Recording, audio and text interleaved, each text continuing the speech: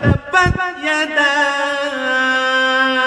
أبي لهب وتب ইসলাম বিরোধিতার কারণে আবু লাহাবের দুনিয়া আখেরাতে দুটো হাতি ধ্বংস হয়ে যাক সে নিজেও। ما أغنى عنه ماله وما كسب তার ধন সম্পদ ও আয় উপার্জন তার কোনো কাজে আসবে না। سيصلى نارا ذات لهب وامرأته حمالة الحطب বরং তা অতি সত্বর জ্বলন্ত অগ্নিকুণ্ডে নিক্ষিপ্ত হবে, সে নিজেও সেই আগুনের লেলিহান শিখায় নিমজ্জিত হবে।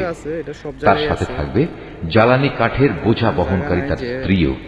في جيدها حبل من